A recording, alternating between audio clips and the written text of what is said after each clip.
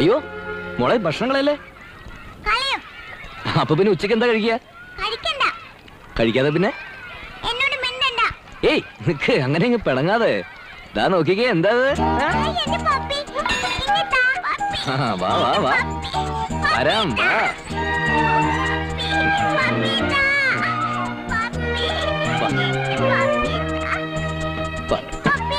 തരാം വാ മോളിരിക്കെ.